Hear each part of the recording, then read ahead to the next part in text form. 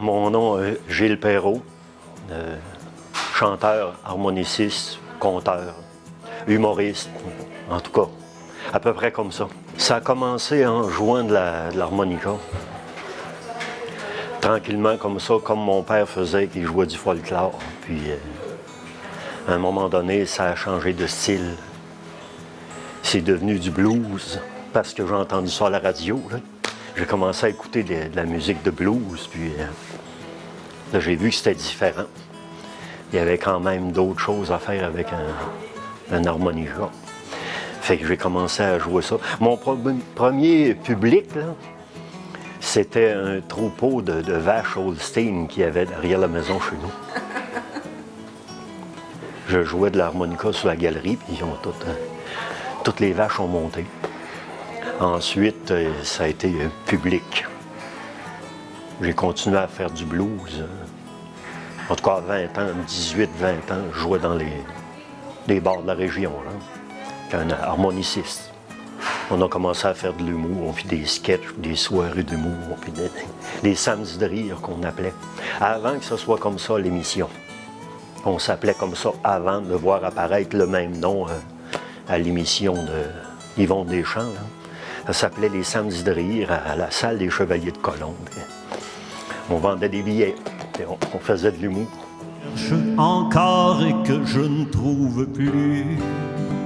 La la la, la la la, la la la, la la la, la la la. Je jouais de l'harmonica, je ne pouvais pas m'accompagner. Évidemment. Avec un instrument avant, on ne peut pas chanter en même temps. C'est ça, j'ai suivi des cours de guitare, puis pour m'accompagner, là, j'ai commencé à faire de la chanson française, Félix Leclerc, Brel, Reggiani. Je me souviens, je pense que c'est l'année du 250e de Sainte-Marie. J'ai fait une série d'émissions, toute la série. On avait enregistré, je chantais 2-3 chansons par soir là, dans cette série d'émissions-là, ici à Télé Communautaire. Là. Puis, c'est ça, ça m'a permis de m'accompagner, puis de continuer de jouer de la musique, mais ça a élargi un petit peu le répertoire.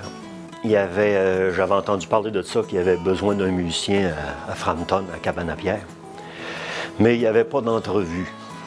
Non, ça ne fonctionnait pas comme ça.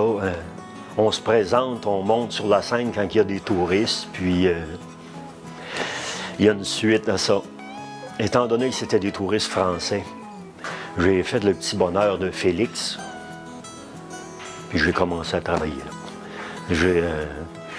J'ai eu la job comme ça, là, en montant sur le stage, puis en faisant quelques chansons. C'était réglé avant que je parte, là. Ça a été rapide. Ça a duré combien de temps? 12 années. Étant donné que Pierre est ambassadeur du tourisme pour le Canada, il y avait besoin de faire de la représentation dans plusieurs pays. Fait que, venez-vous-en les gars.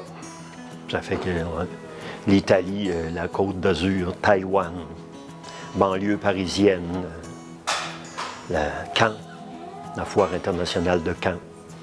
Puis là, je faisais des chansons québécoises, puis on faisait aussi du folklore. Puis, très belle expérience. Ça avait commencé dans nos sketchs d'humour, à peu près en 92. En tout cas, j'avais fait un monologue Beauceron, là.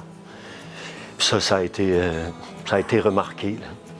Puis j'ai toujours aimé ça. J'ai toujours aimé ça, avec différentes sortes de contes, là. Puis jusqu'au prix du patrimoine. Il y a de cela quelques années, à cause de la diversité des textes. Là. Surtout l'accent Beauceron qui est mis de l'avant dans ces monologues-là. Puis aussi les monologues, les contes historiques, des contes classiques, racontés chacun à sa couleur, à sa façon. Puis il y a eu TEDx aussi. Ils me demandaient eux-mêmes, « Vous allez bien, monsieur? » « Très bien, merci. » Et je suis heureux. J'ai vu un ami s'asseoir sur la bougie d'allumage d'un petit moteur. Un autre ami. Ça, c'est des conférences c'est planétaires, mais Sainte-Marie ont eu la chance de recevoir ces conférences-là. J'ai participé à ça. Ça a été un événement. Il y a toujours des choses qui sont en marche, qui sont en route pour ça. Chaque année, comme c'est là, à Saint-Sylvestre, il y a une soirée de conte qu'on organise toujours après les fêtes, dans le temps des sucres. Là. Puis, c'est ça. Avec Martin, on partage la soirée à deux, comme c'est là, avec Martin Savoie. Puis ça me tient à l'écriture encore. Là. On s'est remis au blues avec Michel Perrault, Stéphane Covary puis Richard Dubois. Les Cross-Eyed Cats, c'est ça notre nom. Exécution publique, on en a fait dernièrement devant des amis, un petit nombre de personnes.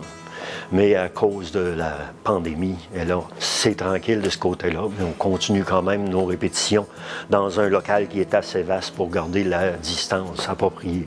La Corporation des instrumentistes associés. À peu près 25 enfants de je dirais 50, 60, 30, 40, en tout cas, c'est de différents âges qui jouent la guitare pour le plaisir, puis on monte des spectacles.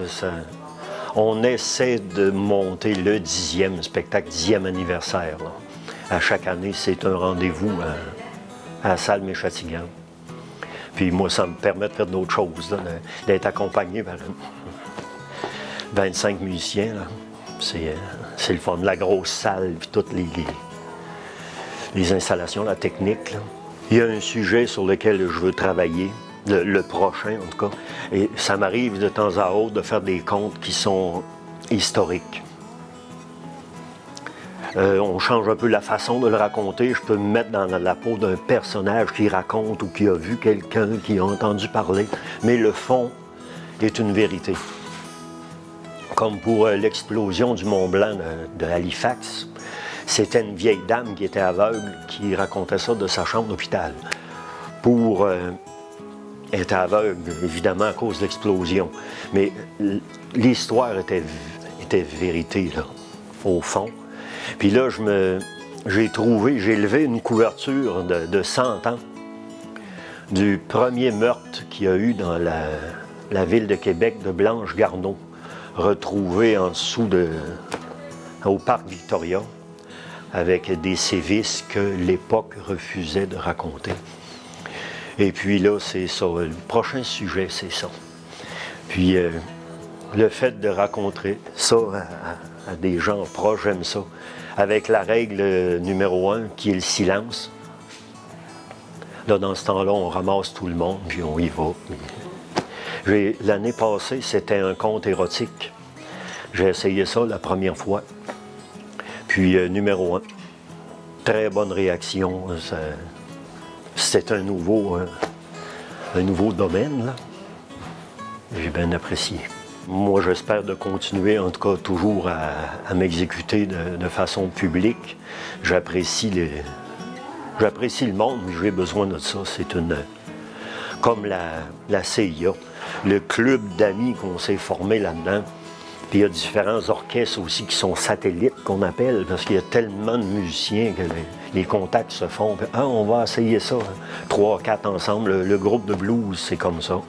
Puis il y en a d'autres formations qui sont parties par rapport au gros bassin de la CIA. Puis c'est presque une thérapie, au fond, là, de se réunir, toute la gang. Puis on a hâte, en tout cas, que la pandémie se termine, pour avoir autre chose que des cancellations, parce que là, le téléphone sonne, mais c'est des cancellations, assez souvent.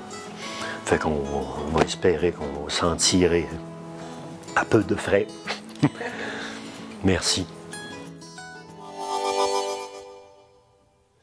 Moi j'ai vu sur la mer des reflets aux couleurs de tes yeux.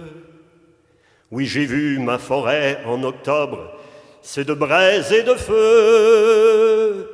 Oui, j'ai vu père et mère qui dansaient en des jours plus heureux. Ton sourire sur ma vie faire un matin lumineux.